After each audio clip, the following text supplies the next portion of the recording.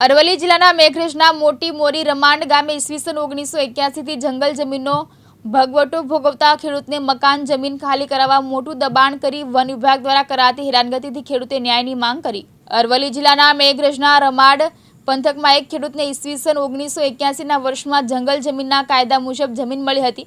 આ જમીનમાં સરકારી રહે વિઝ કનેક્શન પણ મેળવ્યું હતું, ત્યાં મકાન પણ બનાવ્યું છે અને ગ્રામ પંચાયતમાં પણ નોંધ પડાવી વેરા પાવતી પણ મેળવેલ છે। ત્યારે આટલા વર્ષો બાદ મેઘરજ વન વિભાગના કર્મચારીઓ, ચોકીદાર અને ફોરેસ્ટ દ્વારા આટલા વર્ષના ભોગવટાવાળી જમીનમાં ગેરકાયદેસર ખેડાણ કરીને રોપા વાવી દીધા છે અને ખેડૂત પૂછવા જતાં તેને ધાક ધમકી આપવામાં આવે છે અને જમીન તેમજ મકાન ખાલી કરી નાખવાની સતત દબાણ કરાય છે, જેથી ખેડૂતની હાલત કફોડી બની છે। જ્યારે ખેડૂતે જાય તો જાય ક્યાં તેવી સ્થિતિ પેદા થઈ છે, જ્યારે ખેડૂતે તેનો હક પરત આપી ન્યાયની માંગ કરી છે।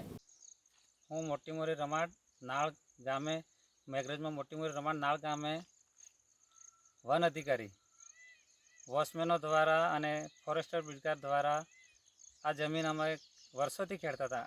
80-81ની અમારી જૂની ખેડાણ છે।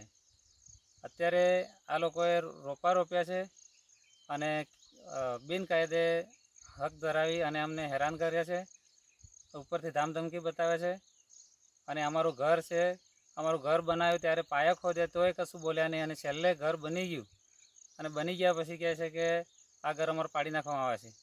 પછી એ લોકોને મેં કીધું કે ના સાહેબ, અમારું જૂનું ખેડાણ છે, એમને બતાવ્યું। એના પછી ગુલાબસિંહ પરમાર જ્યારે હતા સાહેબ, એમને કીધું કંઈ વાંધો નહીં, પછી એમનું અમે પૈસા આપી દીધા અને ઘર બચાવી દીધું, એમને કશું પાડવા ના દીધું અને અત્યારે અમારી જૂની ખેડાણ છે અને આ વર્ષે આટલા વર્ષથી ખેતી કરતા હતા, અત્યારે અમારા રોપા રોપી દીધા છે।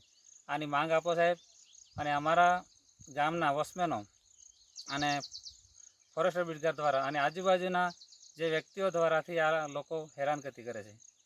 એમાં એમના પાકા મકાન છે તોય સતત અમને હેરાનગતિ કરે છે અને આ માંગ તમે અમારી પૂરી કરો સાહેબ।